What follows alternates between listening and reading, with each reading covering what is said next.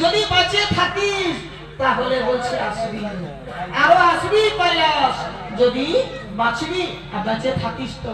তখন বলছে রে বোন, আমি যদি থাকি বেঁচে নিশ্চয়ই আসবো।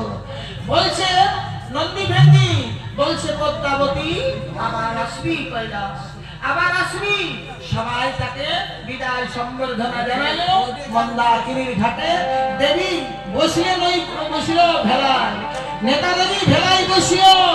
ভক্তদের মা মনসা আসছে ধরাধাম, মা মনসা আসছে ভক্তধাম, মা মনসা আসছে মানুষের কাছে, দেবী আসছেন মানুষের কাছে পূজা দেওয়ার জন্য।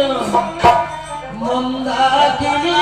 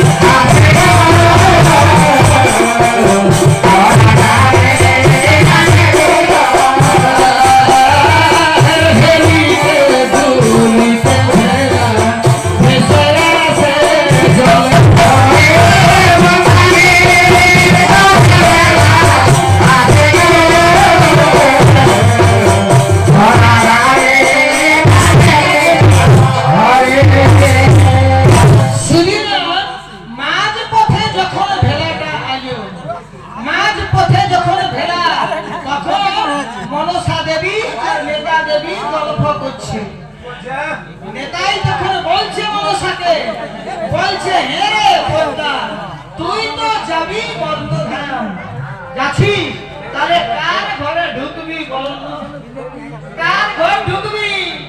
তখন মনসা বলে দিল, বলছে আমি রাজা ঘরে ঢুকবো, আমি রাজা ঘরে ঢুকবো, ধনীর ঘরে। তখন বলছে ধনীর ঘরে, রাজা ঘরে ঢুকবি কিসের জন্য?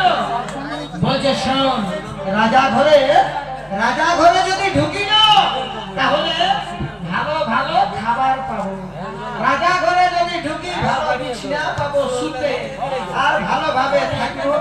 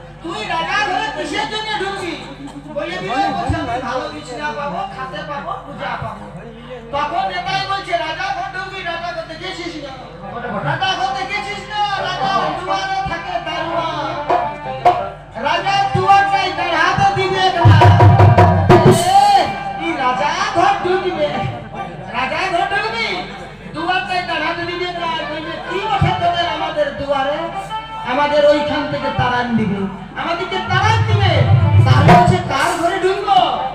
বলছে শোন, নেতাই বলে দিল, বলছে যদি মান পাবি, যদি সম্মান পাবি, যদি পূজা নিবি, যদি পূজা পাবি, তাহলে গরিবের ঘরে ঢুকবি।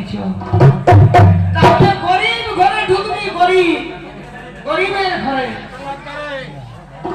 তাহলে বলছে গরিবের ঘরে ঢুকবি। তা বলছে হে রে, কি করে চিনিব কোনটা গরিব ঘর? বলছে গরিবের দেখবি চালে ঘর নাই, দুয়ারে কপাট না, প্রাচীর ভাঙা, কুলিলে লড়া দেখাছে, কুলিলে লড়া দেখাছে, ওই মানে চালে ঘর না, দেখবি ওইগুলা গরিব ঘর। আচ্ছা বলছে তাহলে ঠিক আছে, গরিব ঘরেই ঢুকবো।